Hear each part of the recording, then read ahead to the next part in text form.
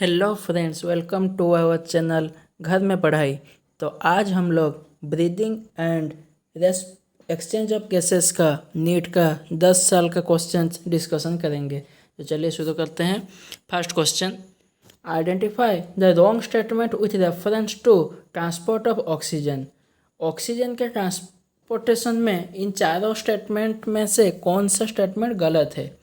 And the options are partial pressure of CO2 can interfere with O2 binding with hemoglobin. Second one, higher H plus concentration in alveoli favors the formation of oxyhemoglobin. Third option, low partial pressure of CO2 in alveoli favors the formation of oxyhemoglobin. And fourth option, binding of oxygen with hemoglobin is mainly related to partial pressure of O2.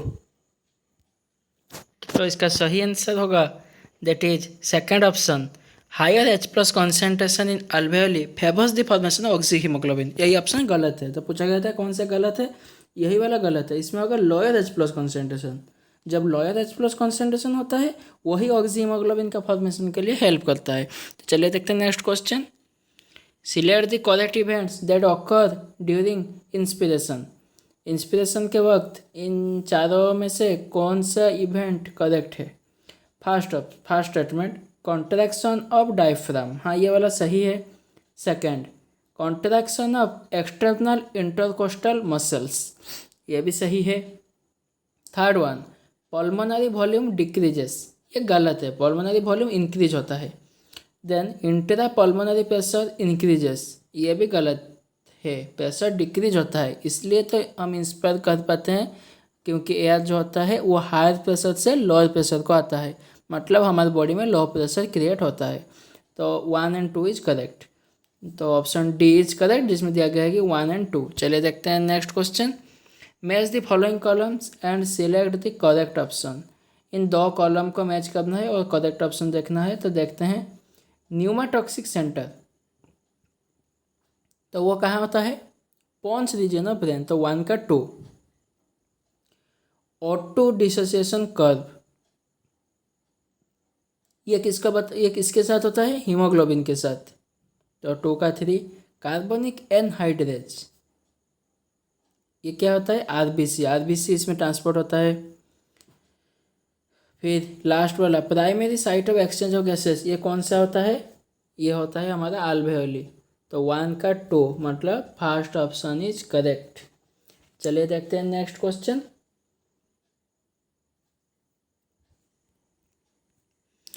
Total lung capacity is the total volume of air accommodated in the lungs at the end of first inspiration. This includes, जो total lung capacity होता है वो किस किस के मिलने से होता है?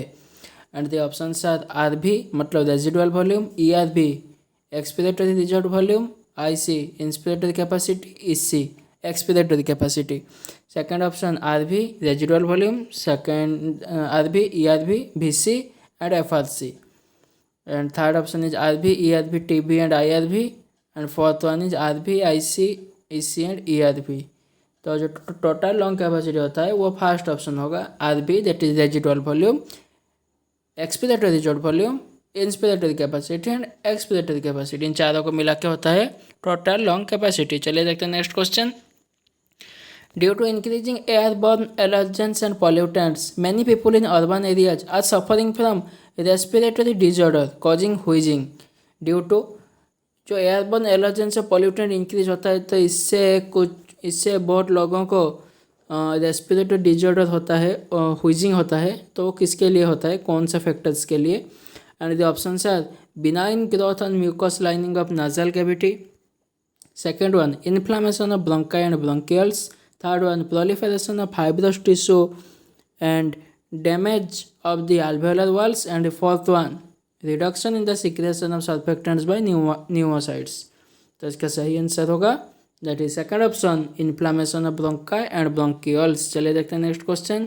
Tidal volume and expiratory reserve volume of an athlete is 500 ml and 1000 ml. What will be expiratory capacity if the residual volume is 1200? तो अब पूछा गया है कि एक्सपिरेटरी कैपेसिटी क्या होता है। तो एक्सपिरेटरी कैपेसिटी क्या फॉर्मूला क्या होता है ना, टी मतलब tidal volume plus ERV expiratory reserve volume. तो ये जो रेजिडुअल वॉल्यूम है ये कुछ काम का नहीं है, तो हमें क्या करना है 500 प्लस 1000 क्या होगा 1500। तो 6 का ऑप्शन नंबर इज करेक्ट। चलिए देखते हैं next question. Which of the following options correctly represents the lung condition in asthma and emphysema respectively. Asthma और एम्फाइसीमा का लंग का कंडीशन क्या होता है हमें देखना है। तो पहले तो सारे ऑप्शन में 2 स्टेटमेंट दिया गया है, पहले वाला अस्थमा के लिए, सेकंड वाला एम्फाइसीमा के लिए। तो फर्स्ट वाला क्या होगा, फर्स्ट ऑप्शन गिवन है inflammation of bronchioles and decreased respiratory surface. Second one increased number of bronchioles and increased respiratory surface. Third one increased respiratory surface and inflammation of bronchioles, and fourth one decreased respiratory surface and inflammation of bronchioles। तो जो asthma होता है वो क्या होता है ना, inflammation of bronchioles, bronchioles के इन्फ्लामेशन को हम अस्थमा बोलते हैं। और एम्फाइजीमा क्या होता है, डिक्रीज्ड रेस्पिरेटरी सरफेस होता है एम्फाइजीमा। तो ऑप्शन नंबर इज करेक्ट। चलिए देखते हैं next question. Match the items given column 1 with those in column 2 and select the correct option given below. हमें मैच करने के लिए दिया गया है। तो कॉलम 1 में गिवन है टाइडल वॉल्यूम, तो टाइडल वॉल्यूम कितना होता है 500 to 550। तो ए का होगा ए का 3, ए का 3। फिर होता है इंस्पिरेटरी रिजॉर्ट वॉल्यूम, ये कितना होता है 2500 to 3000, तो बी का 1। एक्सपिरेटरी रिजॉर्ट वॉल्यूम कितना होता है, एक्सपिरेटरी रिजॉर्ट वॉल्यूम होता है 1000 to 1100। एंड रेजिडुअल वॉल्यूम कितना होता है 1100 to 1200। तो इसी के हिसाब से option number B is correct. A का 3, बी का 1, सी का IV एंड डी का सेकंड आई। चलिए देखते हैं next question. Which of the following is an occupational respiratory disorder. इन चारों में से कौन सा ऑक्यूपेशनल रेस्पिरेटरी डिजॉर्डर है। And the option are anthracis, second option silicosis, third option botulism and fourth option emphysema. तो इसका सही आंसर होगा second option, that is silicosis. चलिए देखते हैं next question. Lungs are made up of air filled sacs of alveoli। They do not collapse even after forceful expiration because of. Lungs का जो alveoli होता है वो एक्सपायर करने के बाद भी, मतलब हम एयर निकालने के बाद भी वो कोलैप्स नहीं करता है। किसके लिए, ऑप्शन है residual volume, second option inspiratory reserve volume, third option tidal volume and fourth option expiratory reserve volume. तो इसका सही आंसर होगा first option residual volume. Residual volume के कारण वह कोलैप्स नहीं करता है alveoli। चलिए देखते हैं next question. Which of the following can not be measured by spirometry. Spirometry से क्या मेजर हम नहीं कर सकते। ऑप्शन है vital capacity, second option tidal volume, third option inspiratory reserve volume and fourth option residual volume. तो इसका सही आंसर होगा that is last option residual volume. वो तो alveoli में रहता है, उसको मेंटेन करने के लिए तो वो मेजर हम नहीं कर सकते। चलिए देखते हैं next question. Air pollution can result in emphysema. Which is air pollution जो होता है वो एम्फाइसीमा कर सकता है। तो एम्फाइसीमा क्या है। And the option are damage to any lung tissue causing increase in elasticity of the air sacs, second one chronic damage to air sac or a alveoli leading to abnormal reduction in respiratory surface area, third option persistent inflammation and damage to the cells lining the bronchi and bronchioles, fourth option an allergic reaction causing muscle spasm in the bronchial walls। तो इसका सही answer क्या होगा, जो emphysema होता है उसमें क्या होता है ना, हमारा सरफेस एरिया डिक्रीज कर जाता है। तो इसी के हिसाब से हमारा second option is correct. Chronic damage to air sac alveoli damage हो जाता है और उसका रेस्पिरेटरी सरफेस एरिया डिक्रीज करता है। चलिए देखते हैं next question. Lungs do not collapse between breaths and some air always remains in lungs which can never be expelled because. Lungs collapse नहीं करते हैं जब हम सांस लेते हैं या छोड़ते हैं, क्योंकि कुछ एयर जो होता है वो लंग्स में रहता है जो कि कभी बाहर नहीं निकाला जा सकता है। तो क्यों होता है। And the option are there is a positive intrapleural pressure, second option pressure in the lungs is higher than the atmospheric pressure, third there is negative pressure in the lungs, fourth there is negative intrapleural pressure pulling at the lung walls. तो इसका सही answer होगा the last option, the negative into the pleural pressure pulling at the lung walls. चलिए देखते हैं next question. The partial pressure of oxygen in the alveoli of lungs is. Oxygen जो alveoli में होता है उसका पार्शियल प्रेशर कैसा होता है, मतलब उसको कंपैरिजन में दिया गया है, तो वो किससे कम होता है किससे ज़्यादा होता है। And the option are less than that in the blood, second option less than that of CO2, and third option equal to in the blood, and fourth option more than that in the blood. तो इसका सही answer होगा last option, more than that in the blood. चलिए देखते हैं next question. Reduction in pH of blood will, blood में pH reduce होने से क्या होगा। ऑप्शन है reduce the rate of heart beat, second option reduce the blood supply to the brain, third option decrease the affinity of haemoglobin with oxygen, fourth option release bicarbonates ions by the liver. तो इसका सही answer होगा option number C, that is decrease the affinity of haemoglobin with oxygen. चलिए देखते हैं next question. Asthma में be attributed to, जो asthma disease होता है वो क्या होता है। And the options are bacterial infection of the lungs, second option allergic reaction of the mast cells in the lungs, third option inflammation of the trachea, fourth option accumulation of fluid in the lungs. तो इसका सही answer होगा that is second option, allergic reaction of the mast cells in the lungs. चलिए देखते हैं next question. Name the chronic respiratory disorder caused mainly by cigarette smoking, cigarette smoking से कौन सा डिजीज होता है। Option are emphysema, second option asthma, third option respiratory acidosis, and fourth option respiratory alkalosis. तो इसका सही आंसर होगा that is first option emphysema. चलिए देखते हैं next question. When you hold your breath, जब हम ब्रीथ को होल्ड करके रखते हैं, which of the gas changes in blood would first lead to the urge to breathe, जब हम कुछ देर के लिए ब्रीथ सांस नहीं लेते हैं तो हमें सांस लेने के लिए बहुत जल्दी होता है, फिर मतलब हम ज़्यादा देर तक रोक के नहीं रह सकते। तो कौन से गैस के चेंजेस के लिए ऐसा होता है, कि CO2 ज़्यादा हो जाता है या O2 कम हो जाता है। ऑप्शन है राइजिंग CO2, क्या CO2 ज़्यादा हो जाता है इसलिए होता है ऐसा। सेकंड ऑप्शन CO2 ज़्यादा हो जाता है और O2 कम हो जाता है इसलिए होता है। थर्ड ऑप्शन फॉलिंग O2 कम हो जाता है इसलिए। Fourth option falling CO2 concentration, CO2 कम हो जाता है इसलिए। तो इसका सही आंसर होगा that is first option, rising CO2 ज़्यादा हो जाता है इसलिए हम ज़्यादा देर तक सांस को रोक के नहीं रख सकते। चलिए देखते हैं next question. Name the pulmonary disease in which alveolar surface area involved in gas exchange is drastically reduced due to damage in alveolar walls। alveolar walls damage हो जाता है और सरफेस एरिया डिक्रीज कर जाता है, तो ये कौन सा डिजीज में होता है। And the option are emphysema, second option pneumonia, third option asthma, and the fourth option is pleurisy. तो ये क्वेश्चन बहुत बार रिपीट हुआ है, सेम ही टाइप, मतलब डिफरेंट तरीके से वो क्वेश्चन दिया है लेकिन उसका कॉन्सेप्ट सेम ही है। वही एम्फाइजिमा क्या होता है ना, उसका सरफेस एरिया डिक्रीज कर जाता है alveoli का और उसका वाल्स डैमेज हो जाता है इसलिए उसका सरफेस एरिया डिक्रीज कर जाता है, तो उसी को हम एम्फाइजिमा बोलते हैं। चलिए देखते हैं next question. Approximately 70% of the CO2 absorbed by the blood will be transported to the lungs. जो CO2 का मैक्सिमम परसेंटेज 70%, वो कौन से फॉर्म में ट्रांसपोर्ट होता है।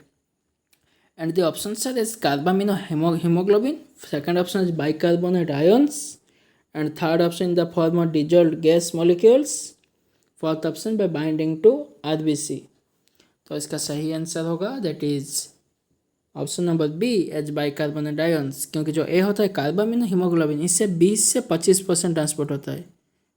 इसमें हमें पूछा गया कि 70% किस में होता है, बाइकार्बोनेट आयंस के फॉर्म में ट्रांसपोर्ट होता है।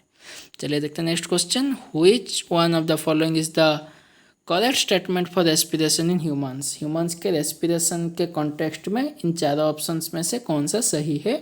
And the options are about 90% of CO2 is carried by haemoglobin as carbamino haemoglobin. नहीं, ये तो सही नहीं है, क्योंकि जो हम पीछे देख के आए कि जो कार्बामिनो हीमोग्लोबिन में जो ट्रांसपोर्ट होता है CO2 कितना होता है 20 से 25%। नॉट 90%, तो ये वाला तो गलत हो गया। पूछा गया था कौन सा सही है। सेकंड वन, सिगरेट स्मोकिंग में lead to inflammation of bronchi, या इट इज़ करेक्ट नहीं है। तो आपको लगता होगा करेक्ट है, लेकिन करेक्ट नहीं है।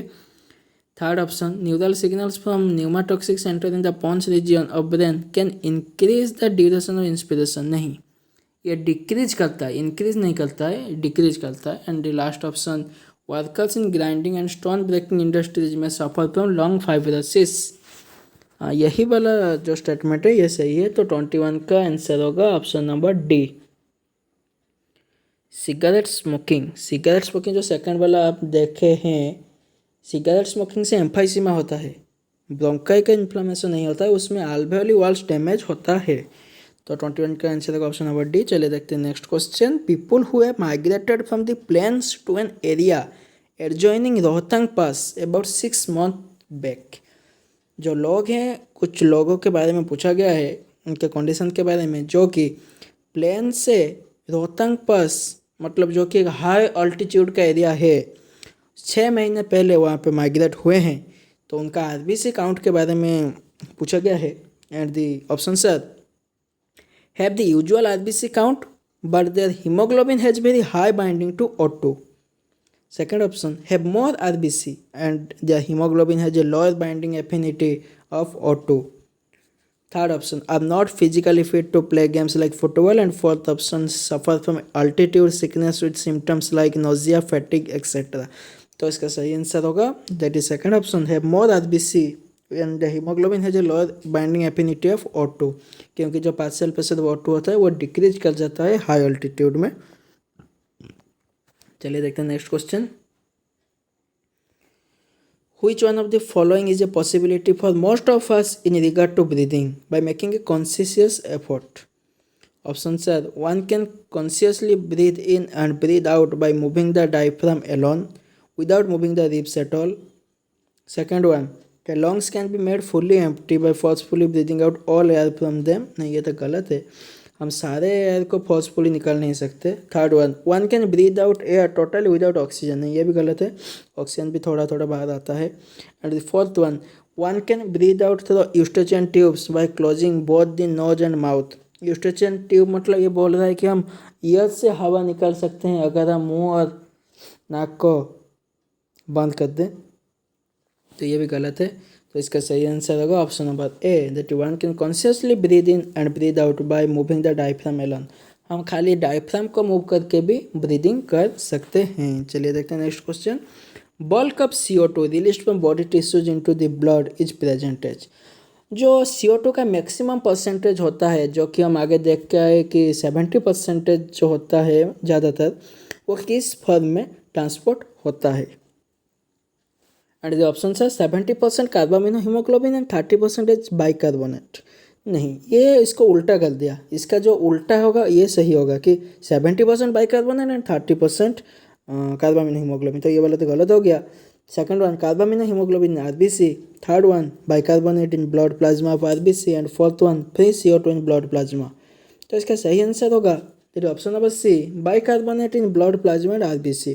पूछा गया था कि जो ज़्यादातर CO2 होता है वो किस फॉर्म में ट्रांसपोर्ट होता है, वो बाइकार्बोनेट में होता है, दैट इज 70%।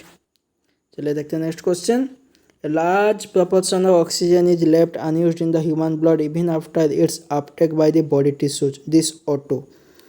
बहुत अमाउंट में O2 यूज़ नहीं होता है बॉडी में, वो रह जाता है। तो पूछा गया है कि वो O2 जो रह जाता है वो कौन से काम के लिए यूज होता है? And the options are, helps in releasing more O2 in the epithelium tissues, second one acts as a reserve during muscular exercise, and third one raises the partial pressure of CO2 of blood to 75 mm of Hg, and fourth one is enough to keep oxyhemoglobin saturation at 96। तो इसका सही answer होगा second option, acts as a reserve during muscular exercise. Muscular exercise के time वो reserve होकर रहता है, वो काम में आता है, जो एक्स्ट्रा O2 जो स्टोर होकर रहता है। चलिए देखते हैं नेक्स्ट क्वेश्चन।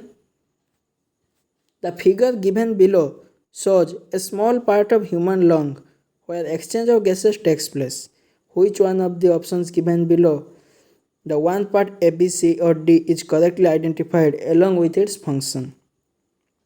तो जो चारों पार्ट को लेबल किया गया है, ऑप्शंस में चारों का लेबल कर दिया गया है और उनके फंक्शंस बताया गया है, तो कौन सा कॉम्बिनेशन सही है, मतलब उसका लेबलिंग और उसका फंक्शन सही है। फर्स्ट वाले दिया गया है कि option number B, that is RBC. हाँ, लेबलिंग तो सही है। Second one, transport of CO2 mainly, नहीं, जो आरबीसी होता है वो मेनली O2 को ट्रांसपोर्ट करता है, that is 97% it transport O2। तो ये तो गलत हो गया, मतलब लेबलिंग तो सही था लेकिन फंक्शंस गलत हो गया। सेकंड वन, सी, आर्टेरियल कैपिलरी। सी जो है बोला है कि आर्टेरियल कैपिलरी है, लेकिन जो इसका लेबलिंग ही गलत है। जो सी होता है वो होता है अल्वेल, वो होता है ब्लड कैपिलरी। मतलब अगर हम मान भी ले तो आर्टेरियल कैपिलरी वो पासेज ऑक्सीजन टिश्यू, ये वाला गलत है, ये वाला नहीं होगा। Third one, A is alveolar cavity. हाँ, ये वाला तो अल्वेओलर कैविटी है, सही है। Main site of exchange of respiratory gases, हाँ ये बिल्कुल सही है। इसका लेबलिंग भी और फंक्शन भी, जो अल्वेओलर कैविटी है वही तो है main site of exchange of gases. And fourth one, D, that is capillary wall. D तो कैपिलरी वॉल नहीं है, डी है बेसमेंट सब्सटेंस, तो ये तो लेबलिंग ही गलत है, तो option number C is correct. तो ये रहा 10 साल के इस चैप्टर के क्वेश्चंस। Thank you.